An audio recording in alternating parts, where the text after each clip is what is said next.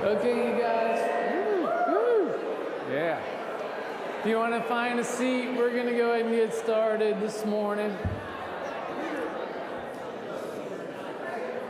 We are working our way through the Deuteronomic history this summer. And part of where it starts is with this idea that 400 years is a long time. Long enough to forget who you were and where you came from and how you got to this place. And for the people of God, it was long enough for anyone who remembered Joseph to be long gone when a new king rose in Egypt. And there was no one left to tell them the story of all Joseph had done for them. And 400 years was long enough for Pharaoh's Egypt to control the imagination of Jacob's children. So by the time Moses showed up saying, "Let my people go," they had breathed the air of empire so long, those first breaths of freedom felt almost like suffocating. And the symbol of Egypt's world was the pyramid. It's no accident their monuments took this shape. It was their society in microcosm. Pharaoh and the wealthy at the top with the workers and farmers below that, and at the base, the expendable ones, free labor, eventually in the form of Hebrew slaves, balancing, in a sense, the whole pyramid on their backs. The pyramid was the ideology of empire in monument form, just looming over all of life and built to last. So when the Exodus began, the plan had been to go straight into the promised land, but they soon found out that just leaving Egypt doesn't make you free. And Moses brought the people out of Egypt, but then the problem was, how do you get Egypt out of the people, which would take some time. And so with manna in their hands and Egypt in their bones, they wrestled with God for 40 years in the wilderness of Sinai, until that whole Egypt-obsessed generation was gone, and a new generation emerged from the desert, hardened by struggle and ready to follow God's lead, ready to build a community built on shalom for everyone, even the strugglers. And by the time they crossed the Jordan, they were bound to God and to each other by this whole new imagination. And God tried to warn them, that the Canaanite nations will look a lot like Egypt. All these little city-states ruled by local kings, like little pharaohs building their pyramids, their economies of extraction and control, with the wealthy at the top and the expendables at the bottom. But that God wanted the children of Israel to embody a different arrangement. And this would require them to avoid what we've been calling ideological capture. Just the slow, imperceptible process by which the imagination that was formed in the wilderness would give way to Canaanite ideology. And then they wouldn't be able to remember why they were different, why it mattered. And the story we've been telling about Joshua and Judges and the beginning of the monarchy, it kind of culminated in the reign of King David, the man after God's own heart, not because he was perfect, but because he could tell the truth about his own contradictions, even his failures. And as he neared the end of his life, all he wanted to do was just build a temple for his God. But just as Moses would never see the promised land, David would never build the temple. And the reason's kind of worth sitting with. God had always been mobile, on the move, with this nomadic people, living in tents, following a pillar of cloud and fire. But to build a temple was to kind of domesticate this wild God, to claim God as a possession, turning this dynamic and disruptive presence into a thing that could be managed and controlled and maybe even leveraged. All things which Yahweh could not be. And so when David died, Solomon, his son, took the throne. This was actually the first time that had happened in their history. Always before, God had raised up a leader to help them face a crisis, and when that was over, the leader would rule for a while, then die and relinquish power. And so judges and prophets were temporary appointments, but a king passing the throne to his son was something new. This wasn't holding power loosely. This was a system with its own logic and momentum to capture the imagination. When the people demanded a king, 1 Samuel 8, God resisted. Give us a king, they said, so we can be like the other nations. And that request was the diagnosis, you know? They were never meant to be like the other nations. They had their own reasons for being. Samuel tried to warn him, like, the king will just take your sons and daughters and steal your fields and commandeer all your offerings, but they persisted. And God acquiesced. Saul, their first king, was a total mess. David was better. Solomon started okay, asking for wisdom instead of wealth. And for a time, it actually kind of seemed to be working. The temple was built. The kingdom was stable. Even the Queen of Sheba came to take a look. But this problem was brewing beneath the surface, which we've come to expect. Although this time it was different than anything we've encountered before. It wasn't idolatry or foreign pressures. The problem arrived in the form of prosperity itself. Because a byproduct of prosperity is this numbness to what it costs. The earth, the powerless, the community itself. And the numbness of prosperity turns out to be more dangerous than even the threat of things like external persecution. At least persecution clarifies who you are and what you believe, but prosperity blurs those lines. And usually without ever forcing a single dramatic choice, prosperity just overtakes the imagination. The more we accumulate, the more the field of vision narrows, until one day we look up and see we've been building our own pyramid. And that's how it was for Solomon. He didn't drift from God because of what he suffered, but because of what he accumulated. He was taken down in the end by his own prosperity, and it didn't take anywhere near 400 years. It didn't even take 40. Walter Brueggemann's name for this ideological capture from prosperity is the royal consciousness, and Solomon is its fullest expression. If you remember, the royal consciousness it has three main features, and the first is an affluence that produces this sneaky kind of numbness. When a person or community reaches a certain level of comfort, all the basics are covered and there's enough, there's more than enough, something happens to the imagination, not all at once, just gradually. They start to focus on what's next, what else they desire. And with some cash on hand, the game of what's next becomes a source of just endless enjoyment. And slowly, the suffering of those at the bottom becomes tough to see and feel. The cry of the exploited is still there. It's just hard to hear over the ambient noise of whatever's next. Brueggemann says that the royal consciousness is absolutely committed to this numbness of prosperity. It doesn't happen by chance. Injustice actually requires a certain level of numbness in order to persist. I mean, if those at the top could actually feel what those on the edges could feel, the pyramid would never hold.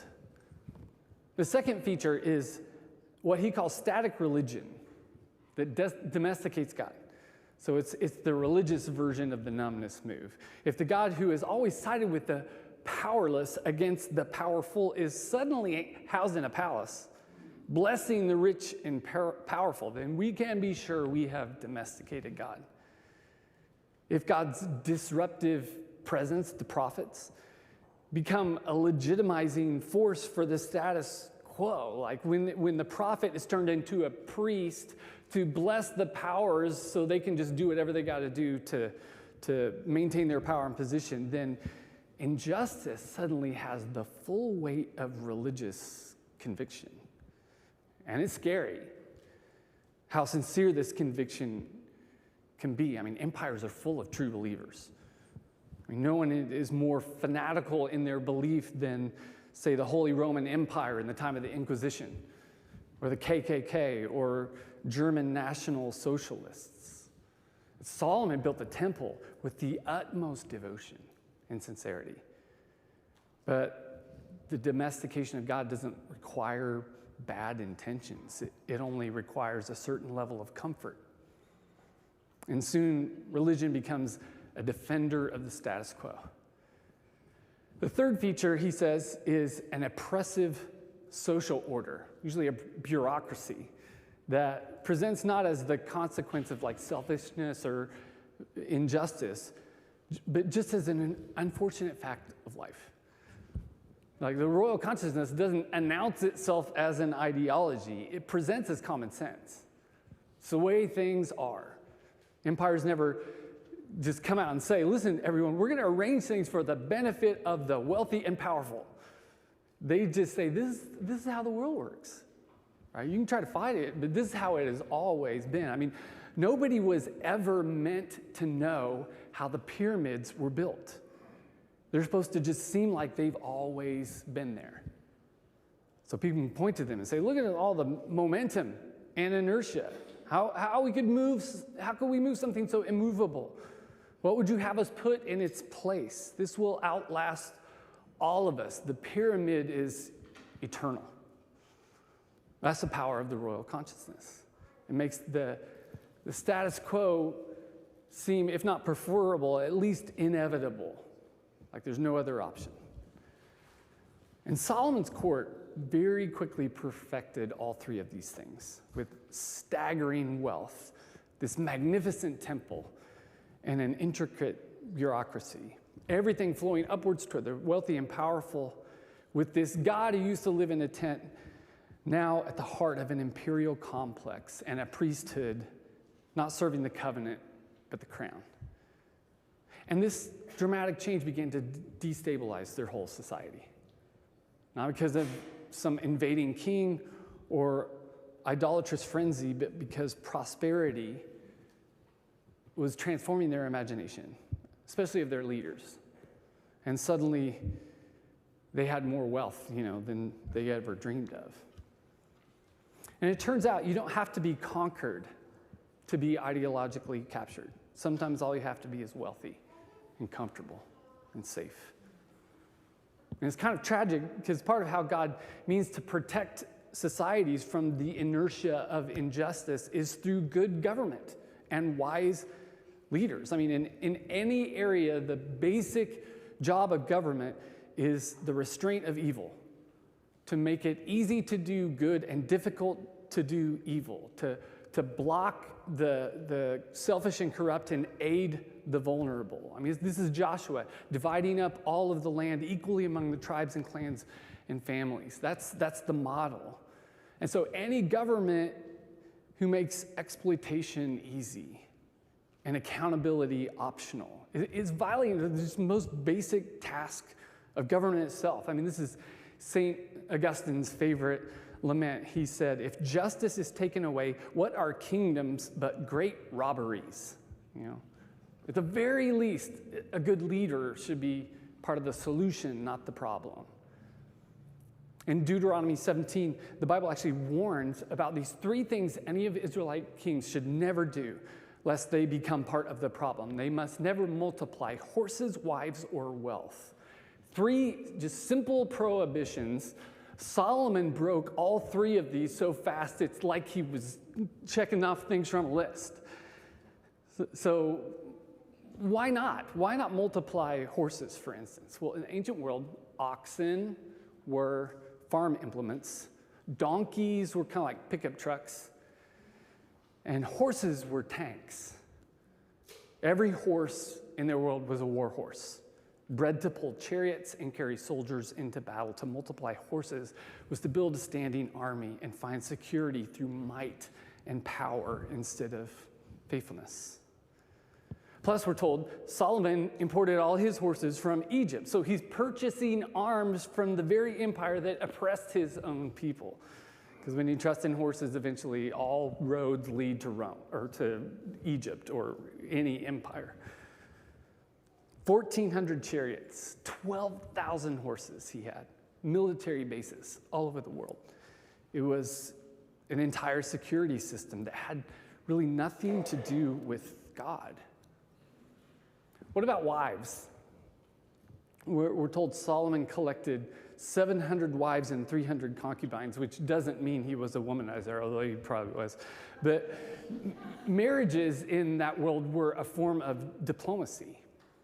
Each wife represented an alliance with a foreign nation. He was building a web of allies to secure his borders and expand his influence. And so every wife, every alliance also came with foreign gods and religious compromises. In fact, we're told when Solomon was quite elderly, his young wives turned his heart after those other gods, just gradually, almost imperceptibly. And this man who had built the temple found himself constructing pagan altars and authorizing the worship of foreign gods on the hills east of Jerusalem.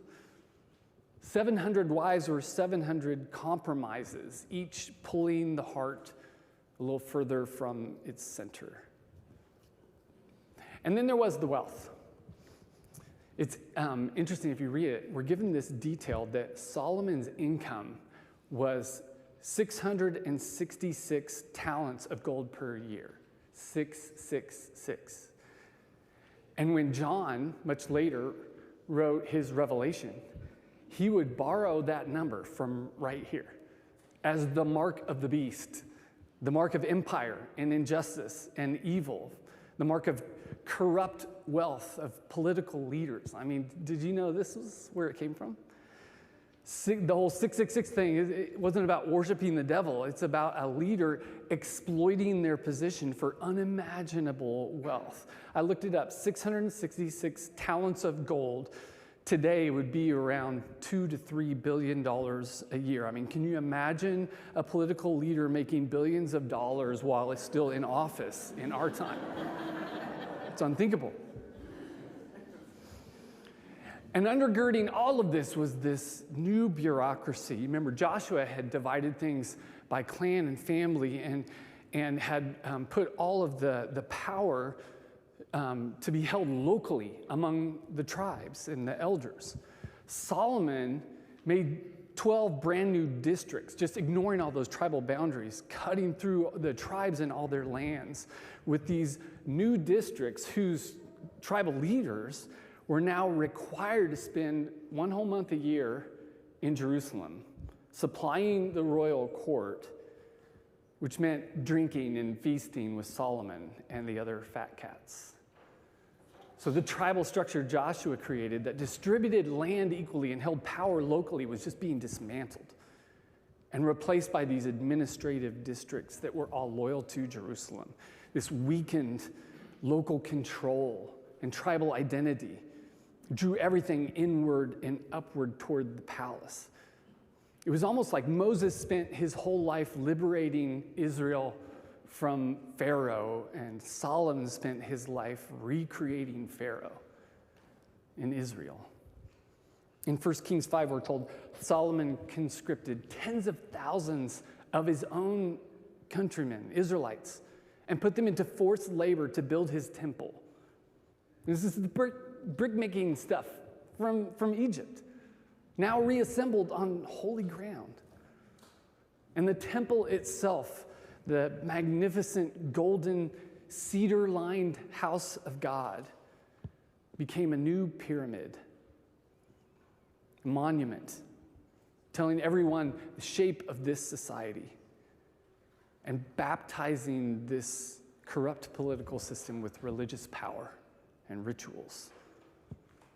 The imagination of the wilderness was just completely corrupted as Solomon constructed a new Egypt and put the Ark of the Covenant right at the center.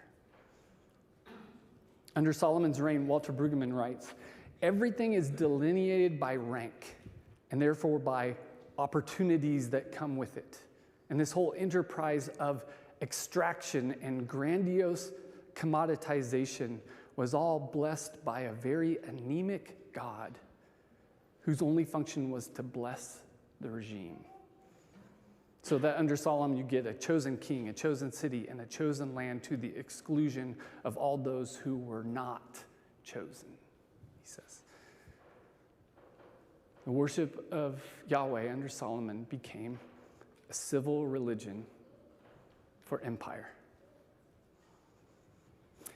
When Solomon died, his son Rehoboam inherited everything that he had built: the throne, the chariots, the districts, the free labor, the weight of the whole top-heavy regime built on the backs of the people. And we're told that the whole assembly gathered at Shechem. If you remember, Shechem was a place where Joshua gathered them all together before they went out to their tribal lands when he challenged them, choose this day who you will serve. Remember that? But for me and my house will serve the Lord. That happened at this place. This is where they all said, we choose Yahweh. We choose this way of life. They gathered there again, only this time the question wasn't whether they would listen to their leader. It was whether their leader would listen to them. The whole assembly came with this reasonable request. They said, lighten our load just a little. Solomon's yoke was too heavy. Give us just a little relief and we'll serve you faithfully. It wasn't a revolution, it was just a petition. Rehoboam asked for 3 days to consult his advisors, and they gave him 2 answers. The elders said, look, a leader who serves creates loyalty. One who exploits ends up losing everything. Just ease up on the forced labor and the heavy taxes, and your people will follow you faithfully. Then his buddies came along, the spoiled, arrogant young men who grew up in the palace, and they told him, don't give an inch. They said, tell him your little finger is thicker than your father's loins. And I'll give you 2 guesses who he listened to, but you only need one. He told the assembly, you think my father's burden was heavy? I'll make it heavier. He used whips on you, I'll use scorpions, which is, creative, I guess. And because of his foolishness, there was a schism in Israel. Rehoboam lost the allegiance of 10 tribes in one afternoon. All the northern tribes broke away and rejected his rule. Of course, we've seen this before throughout this summer. When leaders embrace the royal consciousness, the seeds of their own destruction live among the very people they exclude and exploit and ignore. Solomon built his kingdom on the backs of people he just couldn't see. He pushed them to the margins, and they were exhausted, aggrieved, and longing for change. So the very people he ignored became the undoing of everything he had built. The northern tribes chose another leader, Jeroboam, a man of the people. And he rallied them all and led a rebellion against the corrupt monarchy. And he was the hero of the story right up until he took power. His big fear was that if they kept going down south to Jerusalem for worship, eventually they'd get lured back into the whole southern enterprise. And so he needed an alternative worship site so that separation would hold. And so we're told he set up 2 golden calves at Bethel and Dan and told the people, here are your gods, O Israel. These gods brought you up out of Egypt. It's a total callback to Aaron in the wilderness. In fact, it's almost word for word what Aaron told the people back then. It's the same sin of the wilderness. We're leaving, but we're taking Egypt with us. And so the kingdom was divided. Both halves were compromised. And the messes they make, they'll just continue and multiply until there's nothing left of either kingdom. And part of what I think this story teaches us is that perhaps the least dramatic and most effective route to ideological capture is the numbness of prosperity. It's the biggest danger to the people of God. Not because it's dramatic, but because it's invisible. It doesn't feel like capture. It feels like normal. We earned this comfortable life. Right? We don't want to lose it. The struggles can fend for themselves or somebody else can take care of them. That's prosperity. It just numbs the sting of conscience. So we can make compromises with the powers of injustice that keep the cup full. You don't have to be conquered to be ideologically captured, because prosperity does what foreign conquest could never do. It makes our own capture feel like personal freedom. And this is a very old observation that kind of hits the middle class pretty hard. It's always those who have just achieved finally a decent standard of living, who resist any reforms that would benefit people below them. And they resist because they're afraid of losing what they have. You see, comfort has this way of shutting down the imagination until the world shrinks to the size of our own concerns.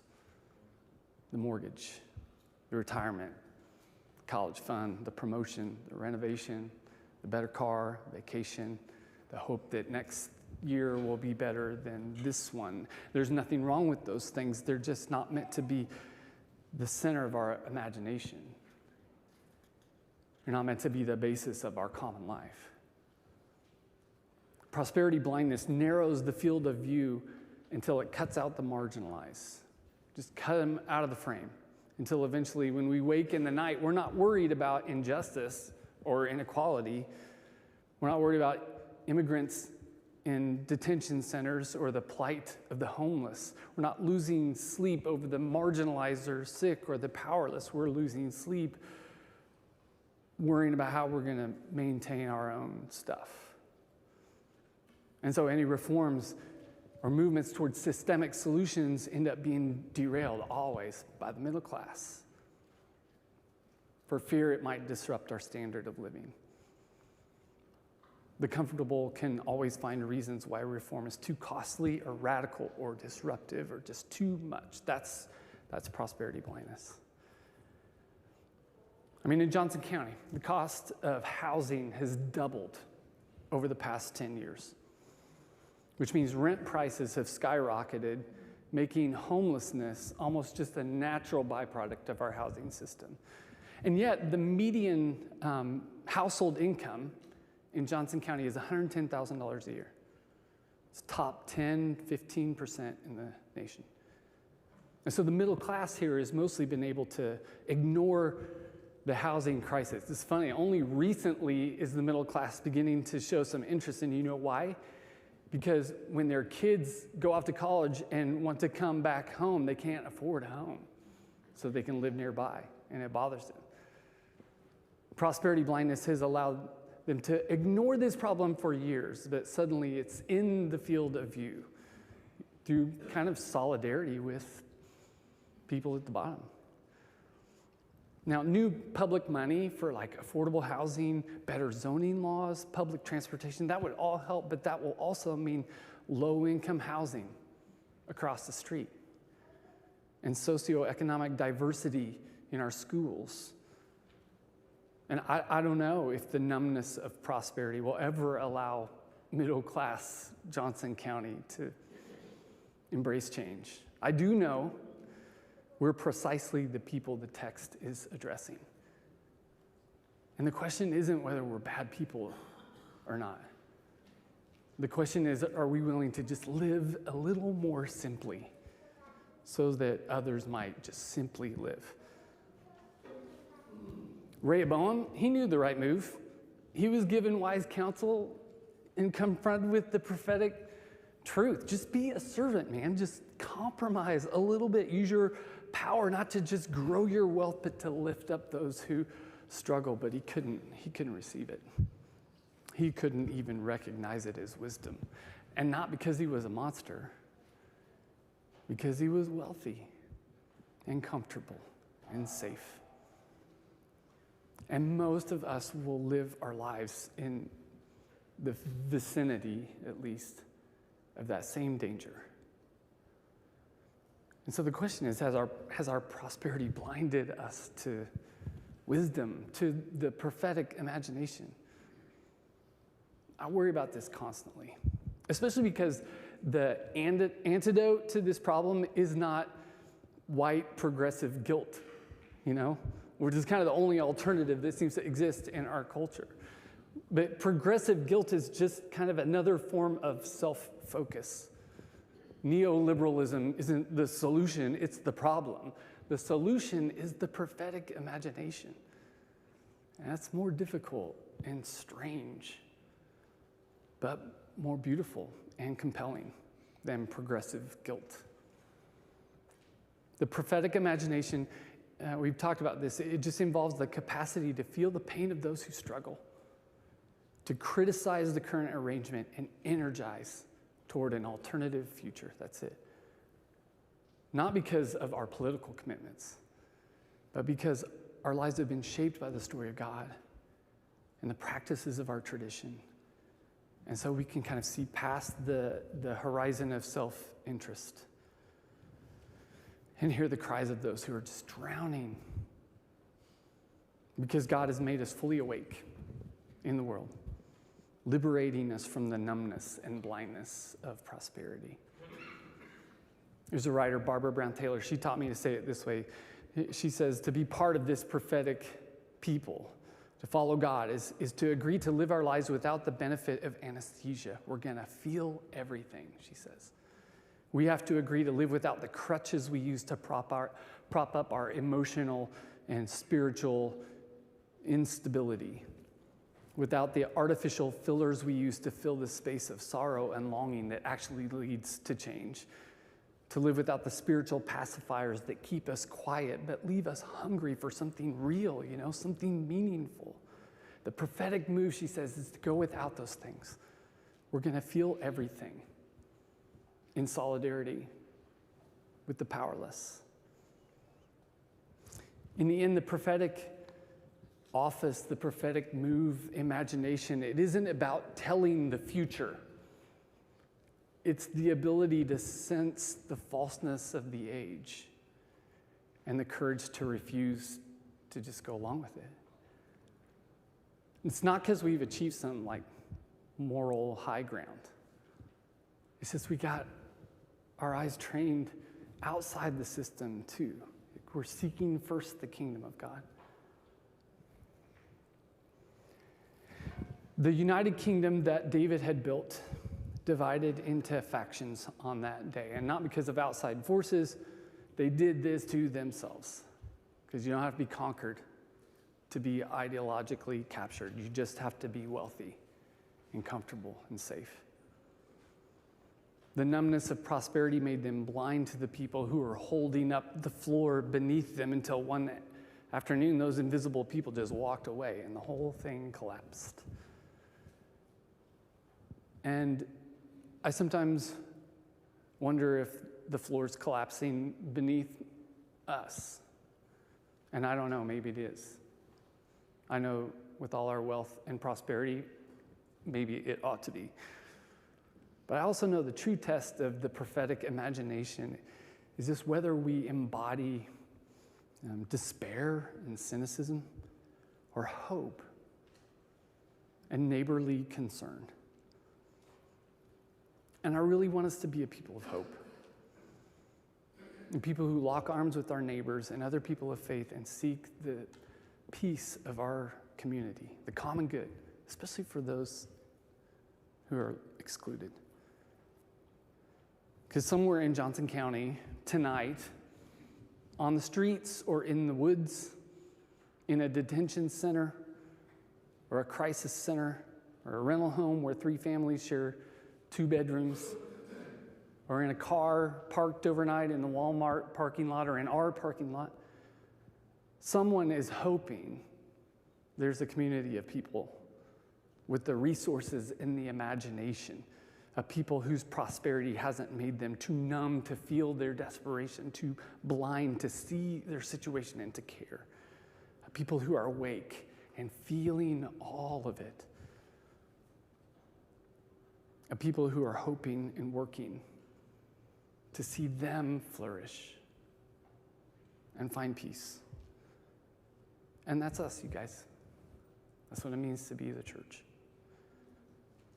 And so my prayer is that the prophetic imagination will take root in us as a church, that it will grow and grow, always stronger, this coming week than it was last week. I pray that God will continue to watch us and lead us on this path. Let's pray.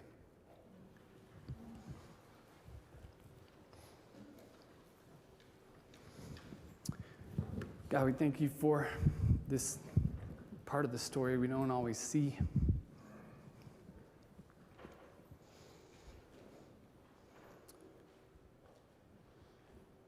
That the that the mistakes are right there in the story. And that they ask us to reckon with our own lives and our own situation. And we just, as a church and as people, best we can, we just embrace the truth about our lives, that we have a lot of wealth and power and privilege. And that the whole reason we have it is because so many people are excluded for whatever reason. They're not in on the good life. And I pray that you would never let us be numb and blind, that we'd be awake. Give us the courage to feel all of it, to live in solidarity with whoever's been left out. Leverage our lives to bring them in, just to be friends and neighbors.